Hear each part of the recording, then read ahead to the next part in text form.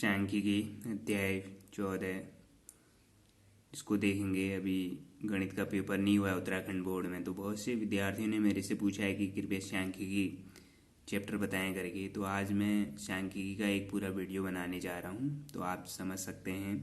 तो इसमें हम सबसे पहले सीखेंगे माध्य के बारे में। वर्गीकृत आंकड़ों का माध्य कैसे निकालते। कक्षा 9 में भी हमने पढ़ा, पर वहाँ पे हमने अवर्गीकृत पढ़ा था। यहाँ वर्गीकृत आंकड़ों के बारे में पढ़ेंगे। तो आप देख रहे हैं प्रेक्षणों को एक्स आई से दिखाया था हमने 9th क्लास में। तो प्रेक्षण यहाँ पे हमने x1 x2 x3 से लेके xn ऐसे उनकी बारंबारताएं f1 f2 f3 f बारंबारता frequency हो गई fn तक। तो मतलब कहने का मतलब जो प्रेक्षण x1 है वो f1 बार है, इसकी बारंबारता जो है f1 है। ऐसे प्रेक्षण x2 कितनी बार आया है f2 बार। तो सभी प्रेक्षणों के मानों का योग करेंगे। तो योग करने में जो प्रेक्षण कितनी बार आया है उसको गुणा से ये योग कर दिया हमने। प्रेक्षणों की संख्या में मतलब ये x1 प्रेक्षण कितनी बार है f1 बार, तो मतलब x1 प्रेक्षण की आने की जो संख्या है वो f1 है। तो ये प्रेक्षणों की संख्या हमने जोड़ दी। तो यहाँ से माध्य या औसत, जिसको माध्य को x बार से डिनोट करते हैं, तो सभी प्रेक्षणों के मानों का योग बट्टे प्रेक्षणों की कुल संख्या, ये हमारे पास एक सूत्र हो जाता है। अब इसको समीशन के फॉर्म में लिखें। ये जो समीशन लिखा है, ये चिन्ह सिग्मा का, ये हमें दिखाता है योग को रिप्रेजेंट करता है ये। तो यहाँ i = 1 to n गया है, तो i का मान 1 होगा, तो ये 1 हो जाएगा f1 x1 ऐसे 2 पे है। तो और ये समीशन का मतलब योग, जो अगला पद आएगा 2 वाला उसके पहले योग धन का लगेगा। ऐसे मांगी माध्य ज्ञात करने की 3 विधियाँ होती हैं, एक प्रत्यक्ष विधि, कल्पित माध्य विधि और पग विचलन विधि। तो हम एक प्रश्न करेंगे और उस प्रश्न को 3 विधियों के द्वारा समझेंगे, उसका माध्य कैसे निकालते हैं 3 विधियों के द्वारा। तो आप देखेंगे कैसे करते हैं। तो आप देख सकते हैं मैंने एक डाटा यहाँ पे लिख दिया है, महिला शिक्षकों का प्रतिशत और इनकी संख्या मैं अब लिखूँगा। तो एक बार मैं इसको कर लेता हूँ, फिर उसके बाद आपको समझाऊँगा कि कैसे करना है। तो यहाँ देखेंगे ये फ्रीक्वेंसी लिख दिया है, संख्या मतलब जो प्रतिशत है महिला शिक्षकों का 15 से 25 का, तो ये हमारे पास संख्या 6 है। तो अब हमें पता है ये जो वर्गीकृत आंकड़े हैं, वर्ग चिन्ह निकालना पड़ेगा। ऊपरी वर्ग सीमा धन निचली वर्ग सीमा बट्टे 2 xi हमें निकालना है। xi को वर्ग चिन्ह बोलते हैं। तो इन दोनों को जोड़ेंगे, 15 और 25 का आधा करेंगे। तो आप सभी इन सबको जोड़ के इनका आधा यहाँ पे लिख सकते हैं, मैं लिखूँगा। तो xi निकालने के बाद माना मैं अब हम ये सीखेंगे कि जो मैंने अभी बोला माध्य निकालने की 3 विधियाँ, तो तीनों के पहले सूत्र समझेंगे हम कैसे करना है। प्रत्यक्ष विधि द्वारा हमें माध्य निकालना है, तो हम इसके लिए क्या करेंगे, x बार हमें पता होना चाहिए formula, summation fi xi upon summation fi होता है। तो ये प्रत्यक्ष विधि है जिसके द्वारा हम माध्य निकालेंगे, माध्य औसत। तो summation fi xi upon summation fi। अब हम इस प्रश्न में क्या करेंगे, यहाँ पे हम fi और xi पहले गुणा करेंगे, फिर उसका समीशन योग करेंगे। तो क्योंकि हमारे पास जो सूत्र है वो समीशन fi, समीशन मतलब योग होता है। आप देख रहे हैं यहाँ भी समीशन, पहले उसके लिए ये योग तभी हो पाएगा जब ये दोनों गुणा होंगे fi और xi। और जो fi है ये इसका योग यहाँ पे निकाल देंगे, तो समीशन fi हो जाएगा। अब हम क्या करेंगे, fi और xi को गुणा करेंगे। तो आप देखेंगे समीशन fi निकाल दिया, fi और xi को गुणा कर दिया। समीशन क्योंकि सूत्र जो होता है समीशन सिग्मा के फॉर्म में होता है योग के, तो हमने इनको जोड़ दिया। इसी समीशन fi जोड़ के 35 आया।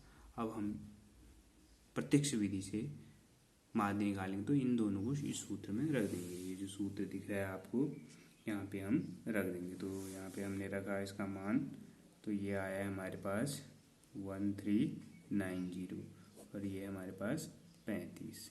5 से काटेंगे और इसको दशमलव में निरूपित करेंगे। तो आप देख सकते हैं कि 7 से भाग दे दिया और दशमलव के 2 स्थान में आंसर निकाल लिया। अगली विधि है कल्पित माध्य विधि। इसके द्वारा हम माध्य या औसत निकालेंगे। तो x बार को a plus summation fi di upon summation fi, जहाँ di जो होता है xi माइनस a होता है। देखिए मैंने यहाँ पे स्मॉल a यूज किया, आप कैपिटल a लिखें, इससे कोई दिक्कत नहीं है। तो आपको फॉर्मूला याद होना चाहिए कि होता क्या है। di कैसे निकलेगा, डेविएशन, तो फॉर्मूला वही है। यहाँ fi xi था, ये d आ गया एक नई चीज़ और a आ गया है।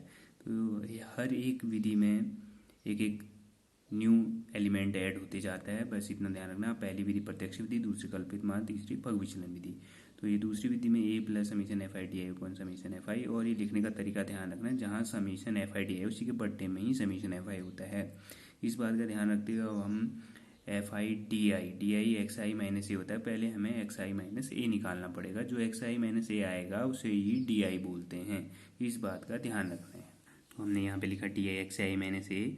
अब ये जो D I X I minus A है, एक्स आई में ही ए मिलेगा। अब ये जो एक्स वाली लाइन है एक्स आई वाली, इसमें ए कहाँ पे लिया जाएगा आपकी मर्जी, आप इसको भी बीस को भी ए मान सकते हैं, नहीं तो इनके मिड में भी ले सकते हैं। टोटल एलिमेंट 1 2 3 4 5 6 7 है, 7 का आधा 3.5 हम यहाँ पे 50 को भी ले सकते हैं। और ये बीच में लेने का फायदा होता है कि ऊपर के पद एक जैसे आएंगे, नीचे के पद एक जैसे आएंगे, चिन्हों में विपरीत होंगे बस। तो हम इस बार 50 को ए ले लेते हैं, फिर उसके बाद ये एक्स आई में से ये 50 मतलब जो हमने ए माइनस को घटाते हुए यहाँ पे लिख देंगे। तो आप देख सकते हैं डी आई कुछ एक्स आई माइनस से निकाल लिया मैंने। अब इसके बाद सूत्र में कहता है समीशन एफ आई डी आई। अब ये जो डी आई है इसको एफ आई से गुणा करके यहाँ पे से एफ आई डी आई निकालेंगे और उनका योग समीशन सिग्मा कर देंगे। तो आप देखेंगे एफ आई डी आई निकालने के बाद आपको ये याद रखना है समीशन निकालना है, प्लस वालों को एक बार जोड़ लो, माइनस वालों को एक बार जोड़ लो, और भी जो बड़े धन ऋण आपको आता है घटा दो, तो ये एफ आई डी आई आ जाएगा। अब हमें समीशन एफ आई और ये सब पता चला, अब सूत्र का प्रयोग करें। तो आप देख सकते हैं सूत्र में मान प्रतिस्थापित करने पर हमारा आंसर वही आया जो हमारा प्रत्यक्ष विधि में आया था। तो आंसर किसी भी विधि से माध्य निकाला जाए, आंसर में कोई परिवर्तन नहीं होता है, बस आपको तीनों विधियां आनी चाहिए। अब हम अगली विधि देखेंगे पग विचलन विधि।